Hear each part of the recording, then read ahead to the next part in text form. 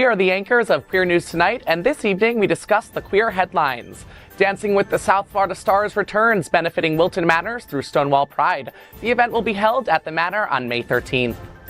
University of Florida issues warnings to pro-Palestinian demonstrators, threatening suspension, campus banishment, and terminations for behavioral rule violations during ongoing protests. Gay Days All Aboard 2024 Land Cruise Appreciation Sale offers tower and standard rooms for $199 and $800 in free tickets and free events. Ellen DeGeneres makes a comedic comeback in Ellen's Last Stand Up tour, addressing her show's end and perceived personal journey. Despite a huge surge in proposed bills targeting LGBTQ+ communities, few pass into law, signaling a potential shift in political priorities. What's going on in the business of hate? Good evening. Welcome to Queer News Tonight. This is the world's first and only LGBTQ+ daily evening television news, broadcasting live and available on demand. Available on all smart televisions, including Roku, Apple TV, Android TV, Amazon Fire TV, Twitch, YouTube, and Facebook. It's time to queer up the news for Tuesday, April 30th, 2024. We are live and literally out of the closet and into the headlines. So many of your important stories we are going to tell this evening on Queer News Tonight.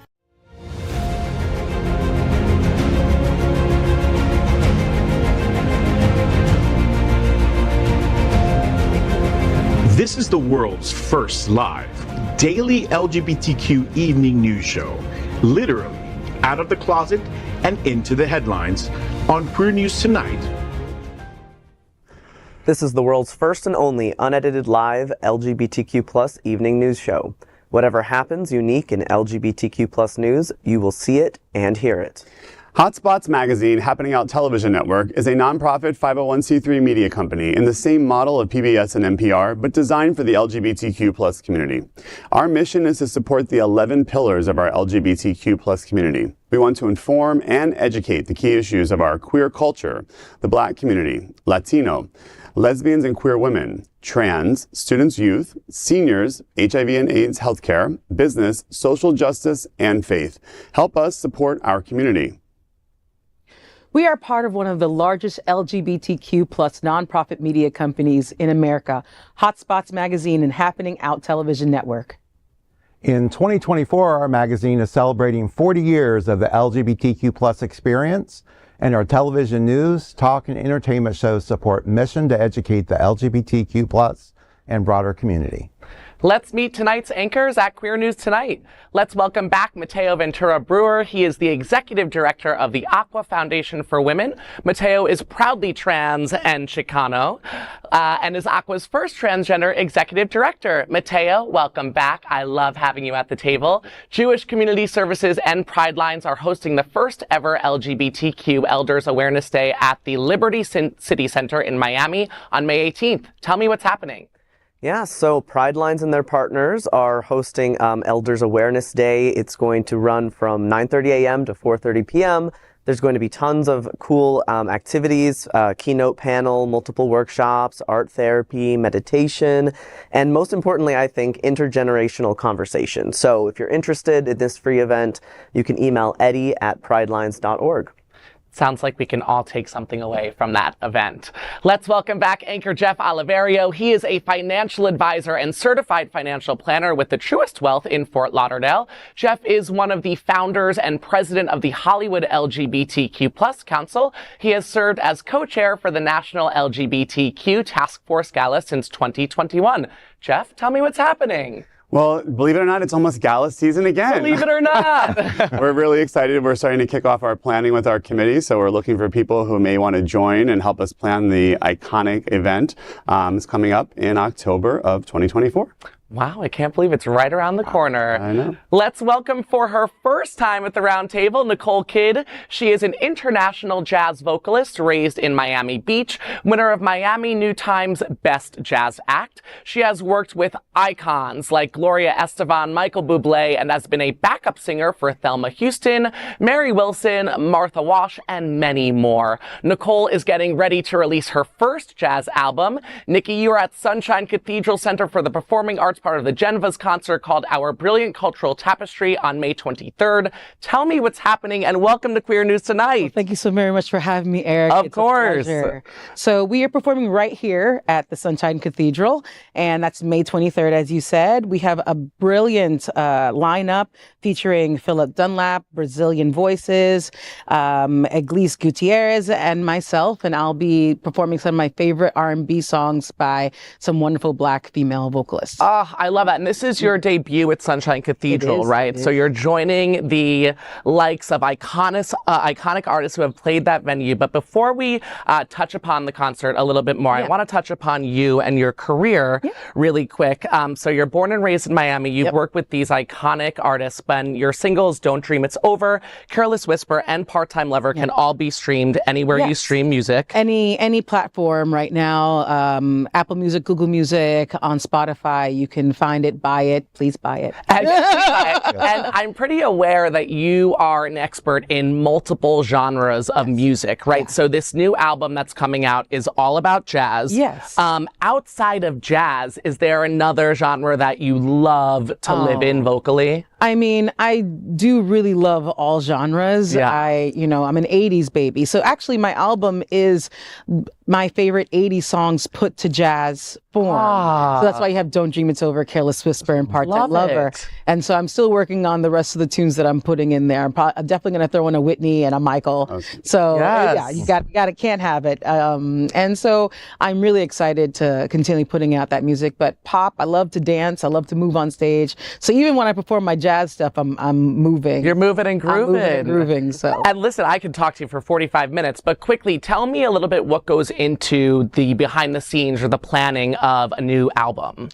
Well, definitely you want to conceptualize what it is that I, want to put out there as an artist. And this one particularly meant a lot to me because I am an 80s baby. I'm a child of the 80s. Homage to the 80s. Homage to the 80s. And I had the wonderful privilege of going to University of Miami. I studied jazz, and I thought, let's bring these two loves that I have together and share them with the world. So I'm a big fan of George Michael and Wham, and so you're speaking our language. Oh yeah, speaking our language. So I thought, like Careless Whisper, I'm doing it as a samba, and so it's fun. It's a lot of fun. So if you had any advice, maybe to some younger queer musicians who are maybe coming up in a conservative small town, we cover a lot of that here on Queer News Tonight. What advice maybe would you give on this platform as someone who's done it and is doing it? What would you say to maybe the younger generation who are starting to find their way? You always have to just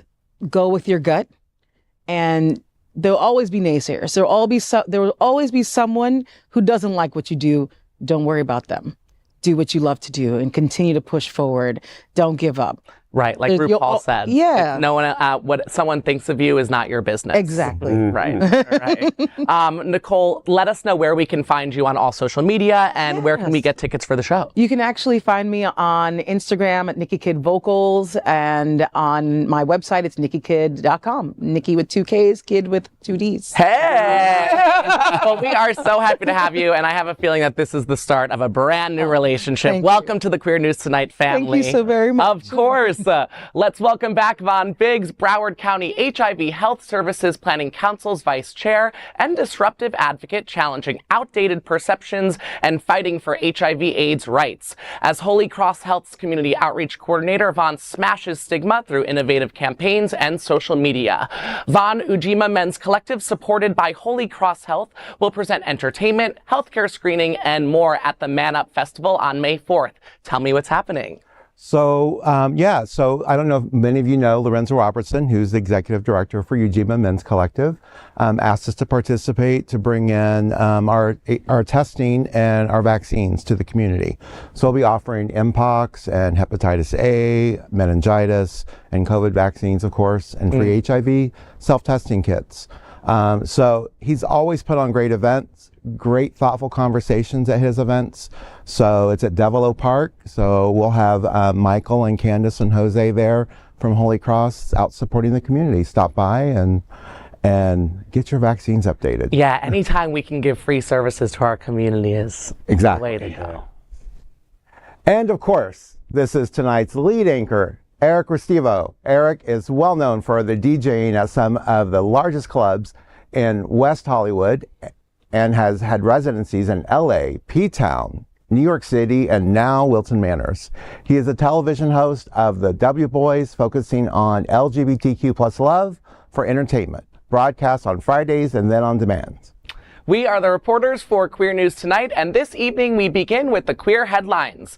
The LGBTQ plus community in South Florida and across America is diverse. Our community across the world is vast, and here are the bullet points of the queer news for Tuesday, April 30th, 2024. First, this evening, let's queer up South Florida and Florida. Dancing with the South Florida Stars brings Glamor to Wilton Manors on May 13th.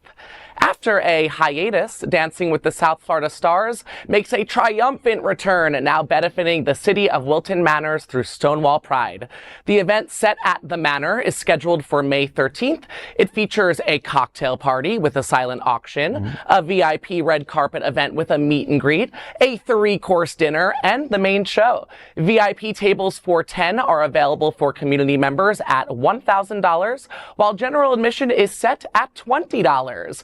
Corey Boyd takes the helm of the show director for the most awaited event. Founders Bobby Blair and Brian Neal present the show with the Manor nightclub. The competition's judges include luminaries like Gary Santis, Robbie Leslie, Alan Beck, Debbie Burke, and Hotspots Happening Out's own Al Ferguson. The legendary Poison Ivy and myself will co-host the show, and I'll also be joined on the red carpet by Sean Palacios. Teams competing in the show include Jessica and Danny of Scandals Nightclub. A fabulous pairing includes Sunserve Executive Director Tony Lima teaming up with legendary drag queen Velvet Lenore. Other fun dancers include Jennifer McLean and Patrick from Tropics and Stoli, Raleigh and Allison from Hotspots Happening Out, and Sasha and Frank from Alibi and Drink. There will be a special team from Out and Advocate magazine, and stay tuned for more secret team announcements yet to come. Show media sponsors are Hotspots Happening Out and Out in South Florida. You can get more information and purchase a very limited amount of tickets at hotspots.click/SouthFLA-stars. Well, this is my first time seeing Dancing with the South Florida Stars, being a part of it. I had my run through with Bobby Blair yesterday, and it is going to be a production, honey. I'm getting my steps in. I'm not wearing my heels that night. That's all I know. So I am super excited. I hope you will all be there. I would love to interview you all on the red carpet. Here's my invitation to all of you. I'm roping you in. Does anyone know any of the teams competing here? I mean, Tony Lima and Velvet Lenore, man. And Is that who you're rooting that for? Is a powerhouse. I'm rooting for Velvet always. Right. You know, she's a big friend of Hollywood Pride, and Tony Lima is a longtime friend as well. So I think that's going to be a powerhouse team. Well, first, second, and third are all to be decided by the audience. So you have to be in the room to help the decision making with our first, second, and third. And I just know that it's going to be a major, major production. Yeah. Sounds exciting. Oh, yes, it is. Next, let's queer up students and youth culture. The University of Florida President Ben Sasse and DeSantis warned students on Israel-Gaza protests. We are watching student protests over Israel and Palestine growing on college campuses across America. However, this week's statements in Florida may have profound implications on the LGBTQ plus community.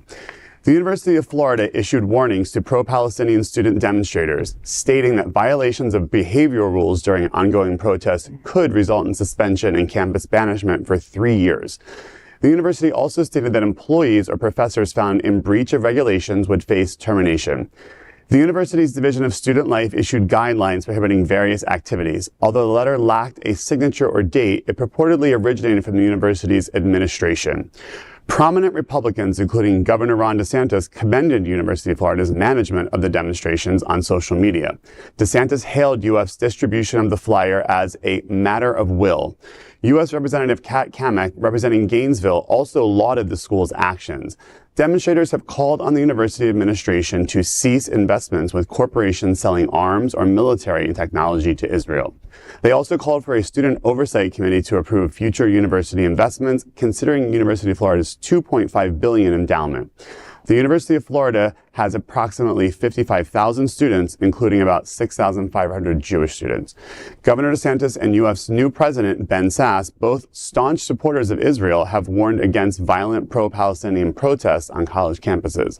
Last year, DeSantis attempted to ban 2 pro-Palestinian student groups at the University of Florida and the University of South Florida in Tampa, but faced First Amendment challenges. DeSantis recently advocated for the expulsion of pro-Palestinian student protesters and the cancellation of visas for international students involved in demonstrations.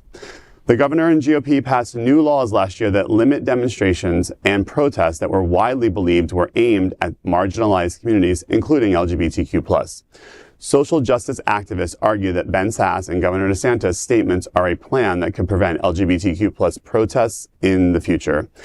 Again, we have to realize that limiting any kind of free speech and protest it's a slippery slope that you're next. And it's another headline where, again, as I think the governor is coming out and attacking rights, it's just another way to silence. And again, we could be next of having those demonstrations. So imagine when it's an LGBTQ issue, and there are already ones to demonstrate on college campuses if we need one. If anything else comes out worse, that they want to have demonstrations, I think limiting this is a big slippery slope.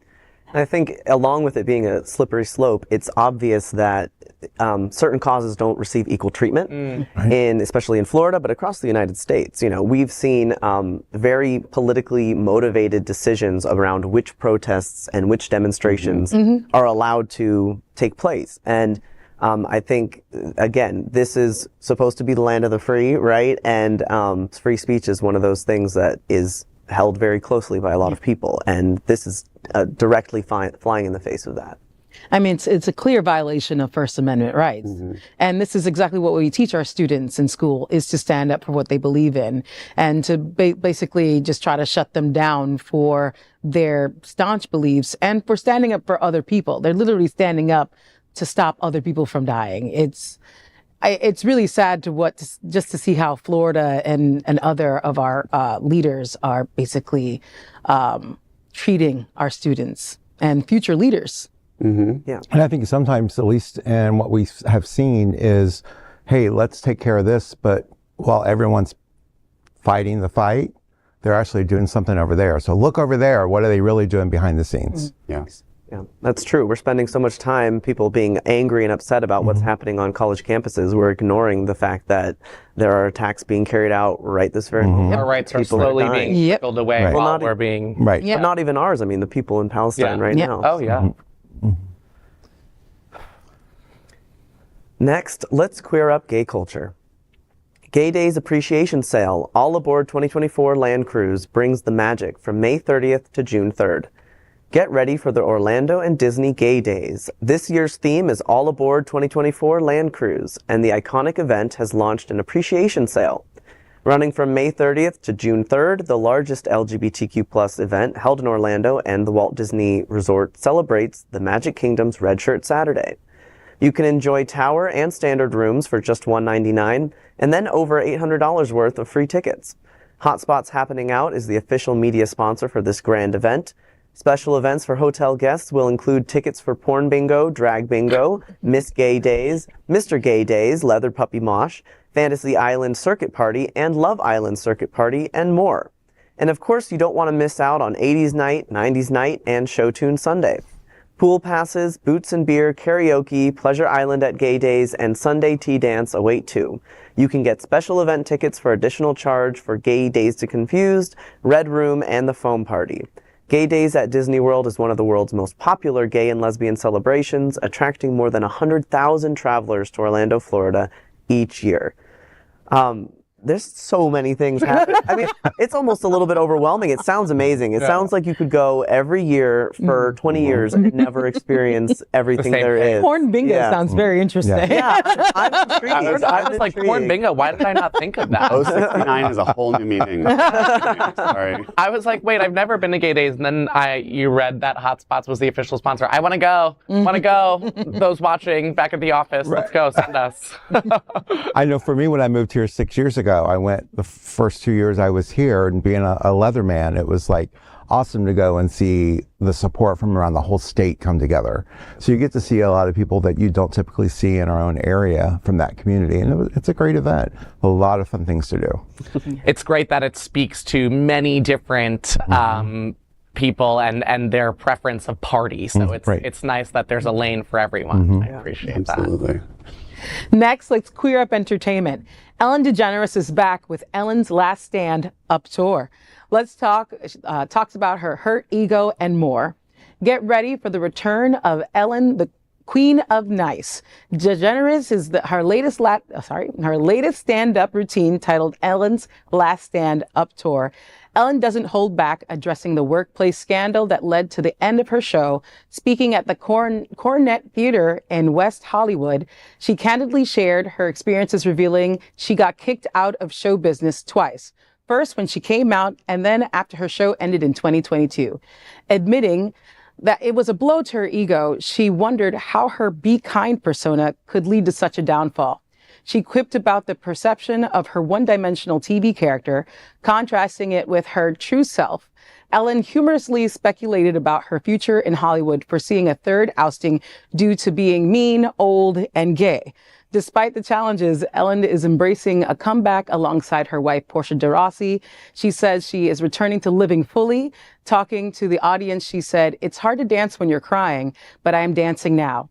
Don't miss Ellen's Last Stand-Up tour, soon hitting San Diego, Washington State, Oregon, and the Bay Area, with a Netflix special on the horizon. Ellen's comeback promises laughter, reflection, and perhaps a few surprises along the way. You know, I am definitely looking back to a good comeback story, and I got my popcorn ready for that Netflix special. Ellen, here's the thing. I'm not over it. I don't think it was more of, like, for me, it wasn't about the mean. It was about like the blatant racism and like calling staff members the help and horrible language that was displayed by not one, not 10, not 30, but like multiple people within the workplace on her behavior. You can't just attribute that to like a bad day, So I listen, I would be lying to all of you if I said I wasn't going to watch it. I will probably tune in. But I think it's ballsy to kind of Gloss over. come back, elbows ready to go to throw some elbows. I would approach it in a little bit more of a humbled way, like, oh my God, this was presented to me. Maybe I would kill with actual kindness a little bit. And not the brand of the nice girl. Seems seems obvious that she hasn't learned anything. I agree. And I mean, you don't even need to look into the workplace thing. When you actually look back at some of the old shows, you realize everything she was doing to her guests was just mean. Like she was torture. like pranking people, scaring people, like all the, like you don't know how Very everyone's gonna Nickelodeon. react. But like even like a little dirtier, like a little, because it's like there were many of those stars that would go back and plead for her to not even do the scare tactic thing anymore. And then she would just kick it up a notch. Yeah, it's just rude, violation. Just kind of rude. Let's not mention the game show. What she did to some of those contestants. Yeah, I mean, with some she would throw them to the floor. Right. Yeah, I think she's just banking on that people have a short memory, or that her brand will. And again, the people who haven't read below the headlines or the People magazine cover or something, and I think it would have been a better comeback to hear like the work you've done. What is your personal growth? I mean, there is a part of the story of saying her personal journey. I don't know what that journey is. Maybe we'll find out, but. Honey, like having some real reflection of self. Listen, lesbians forgive, but they don't forget. So if you're getting the hate from your own community, from the lesbian, good luck, honey. Good luck. All right. Next, let's queer up politics. Most anti-LGBTQ plus laws failed to pass in 2024. Is the tide turning or just a pause? In the realm of legislation affecting LGBTQ plus communities, a curious trend has emerged. Despite a surge in proposed bills targeting gay and transgender Americans, this year very few have actually passed into law. In Florida, all but one bill got rejected, while 20 bills got declined in West Virginia. Georgia concluded its session without passing any of the 24 Republican proposals, Iowa lawmakers, having introduced or carried over 36 bills, passed only one before adjourning. This phenomenon raises speculation on whether the fervor to restrict LGBTQ plus rights is waning, even in the states where Republicans hold significant power, including supermajorities and governorships. Anti-LGBTQ plus bills have faced hurdles. According to the American Civil Liberties Union, only 20 bills have successfully passed so far, a stark 400% decline from last year's tally. This shift promotes strategies on both sides to observe a growing reluctance among Republicans to hinge their re-election campaigns on cultural wars. While certain policies like banning transgender athletes from participating in sports corresponding to their gender identity may garner public support, polls suggest these issues don't top voters' priority lists. Jeff Graham, the executive director of Equality Georgia, fears this relief might just be a pause. He also points out that this trend is proof that Americans are pushing back, saying enough is enough. Wow, that's a lot to unpack. But, you know, I remember recently we had Equality Florida was here, and they were talking about when they went up to the state and all the work that they had done up there. And I think the takeaway I got from that was everything that was proposed and even the bill that passed, so much was removed before it was passed. So the amount that is in those bills is far more damaging than they could have been. So I think that's an important takeaway. Well, I think we have to also realize that the laws that are being proposed, the harm that it has already done to the LGBT community, whether the law passes or not, is undeniable because it just embraces all of the hate against our community. And I think that's the legacy of these bills is that just presenting them as a potential law, or don't say gay or anything else. Even though they've repealed that here in Florida, do you think every teacher in the state of Florida is comfortable with what they can and cannot say in a classroom and is still worried about their job? Believe me, they are. I think presenting the bill is just as scary as if it gets passed. Yeah, absolutely. We often talk here about small wins. I don't think this is one. I think it doesn't correlate in that sense of, oh, this is a good thing for us. I think it's another one of, hey, look over there. But I think that we should be worried anytime something like this gets presented, regardless of if it passes or not, because the thought is there, that it's what they want. So. And the impact that it has, especially on youth, is undeniable. Just suicide ideation, searches, fear, all of that skyrockets in a state when something like this is just proposed, doesn't even need to pass. And I don't know that it's a pause or that it's a good thing per se, but I do think that some people who are not already hardcore against our community are realizing, like, this is too much. This is ridiculous. Yeah, I can't afford groceries. I don't care about them. And it's like, okay, that's all right. Don't care about us if it means that people will stop attacking us for 2 seconds. That's what I definitely read it as. It's more people it's not the priority of people to think about LGBTQ plus rights. Right now, they're like, I need to put food on my table. And I don't think that it's a pause at all. They're continuously working behind the scenes to take away more and more of the disenfranchised rights. Absolutely. Next, we are proud of our special partnership with Sunshine Cathedral, the world's largest queer church here in Fort Lauderdale. Supporting that partnership, we are broadcasting from our permanent set here at Sunshine Cathedral at the Happening Out television studios. We broadcast Sunshine Cathedral's Sunday International Service at 10:30 a.m.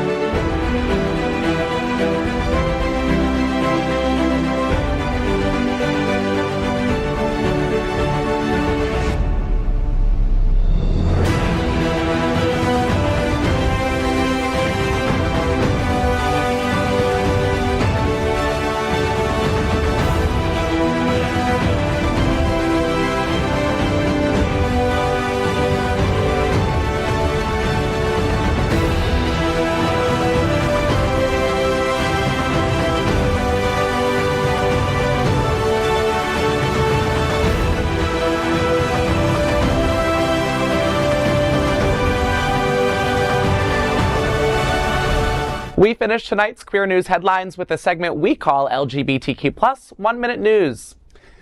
LGBTQ+ 1 Minute News. Let's queer up students and youth culture. Alabama's HB 130 and HB 385 bills ban classroom LGBTQ+ flags and may jail librarians. Alabama's legislature has pushed 2 restrictive anti-LGBTQ bills. HB 130 prohibits LGBTQ+ flags in classrooms and broadens the state's Don't Say Gay law to cover grades 6 through 8. And HB 385 would imprison librarians for providing sexual or gender-oriented material to minors without parental consent. The bills await consideration in the state's Republican-controlled upper legislative chamber. Well, I hope they're building a lot more prisons in Alabama because they're going to have to throw a lot of women who want to get an abortion in jail and people who want to get IVF in jail with the librarians. Yeah, I think that Alabama's legislator, student, I'm forgetting the name, but anyway, that oh my God, the schools. Yeah. What are they called? Librarians? No, like the school. districts? Yeah, the districts. Thank you. You're Sorry. welcome. The Got you. districts should focus more on the quality of the education they're providing and less on what kind of flags you can have in the classroom. Amen. Guidance counselors and librarians were my safe space in grade school and high school, so step back. Coming for you. I think teachers have enough to worry about than have to, what flag am I allowed to put in school? I think, librarians, what is their passion? Their whole goal in life is to collect literature, to provide education for many people for years to come. And I feel a lot for them, and I'm coming for you too. Yes, let's go, Vaughn. LGBTQ+ 1 Minute News. Let's queer up entertainment. Laverne Cox joins historic Standing on the Shoulders of Heroes on May 7th. Emmy winner Laverne Cox will join the City College of New York's Standing on the Shoulders of Heroes exhibit on May 7th. Curated in Fort Lauderdale by the Stonewall National Museum, this glorious exhibit is making a trek across the country. I got to witness some of this, and it was super cool, and I hope that everyone is still able to enjoy it. I have had the pleasure of interviewing Laverne Cox in the past as well, and she is just chef's kiss, so you had me at Laverne. Yeah. I'm a big fan of Laverne, just fabulous. I say take it to Alabama, to the library. Smart. Wherever you can support the work of the Stonewall National Museum, their work is top-notch and all of their exhibits are amazing. So definitely check it out if you're in New York City or any of the cities that it's coming to. LGBTQ+ 1 Minute News. Let's queer up drag culture. Drag queens of We're Here face hate in Shelbyville, Indiana. The new cast of We're Here visited the conservative town of Shelbyville on the April 26th episode, but their welcome they received was rather hateful. One woman in a makeup store told the queen she doesn't like drag queens.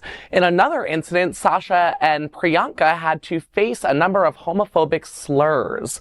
Listen, it's the beginning of the season of We're Here. I would be surprised if they didn't get this kind of welcome, but let's hope that these people don't have the same feeling towards the end of the whole experience. I mean, look at a missed opportunity, a lady in a makeup store with drag queens. Come on. Hey, listen, I didn't live too far from Shelbyville, Indiana, so I know the hate that's in that city. So all I can say is be fierce. Listen, for those people that are coming at those queens, I have 2 words for you: Latrice Royale. Will flatten you, so watch out. She's on her way. I think, again, missed opportunity, and also just I'm glad for the people of Shelbyville get to experience somebody who's different from them, even if it's just for a moment. LGBTQ+ 1 Minute News. Let's queer up sports.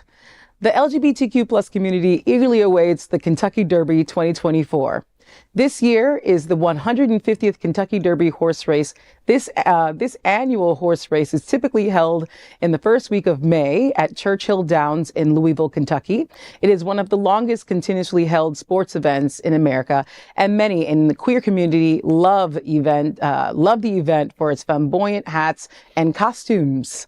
I mean, I love a good hat. I didn't get to wear my Easter bonnet, so I'm looking forward to this. You had me at horses. Are you secretly a horse girl? No. I don't know what the Kentucky Derby is. Oh, wow. LGBTQ plus 1 minute news. Let's queer up gay culture. Joe Biden administration makes Section 1557 of the Affordable Care Act more inclusive. This week, the Biden-Harris administration unveiled a groundbreaking update to Section 1557 of the Affordable Care Act, bolstering protections against discrimination, notably for the LGBTQ plus community.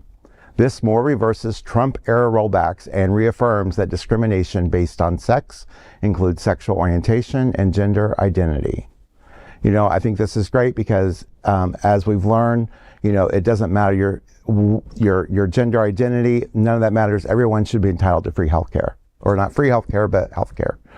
It's a reminder that rollback that he's doing off the Trump policies could be rolled back again in January if you don't go out and vote. And I will say that everyone does deserve free health care, but yeah, yes, it's a good thing. I was going to say, small win. Check. It's about time you do something. I'm sorry. Sorry, not sorry. All right, that is today's news for the LGBTQ plus community on the world's first and only daily LGBTQ plus evening news show. If our community is important to you, share this news with your friends and family. Are you, like most of America, part of our very large television audience watching this live LGBTQ plus news broadcast right now on Roku, Apple TV, Android TV, and Amazon Fire TV? Queer News Tonight is the only live LGBTQ plus digital television show in the world that is out of the closet and into the headlines. We need your support. If our community is to grow, we must tell our stories and bring them to the attention of the broader world.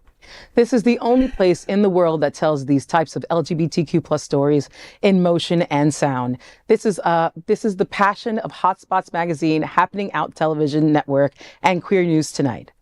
I'm your anchor, Eric Restivo, and on behalf of these LGBTQ plus reporters, the anchors of Queer News Tonight, including Mateo Ventura Bruer, Jeff Oliverio, Nicole Kidd, Vaughn Biggs, we will see you daily at 8 p.m. To our LGBTQ plus world, we wish you Good night.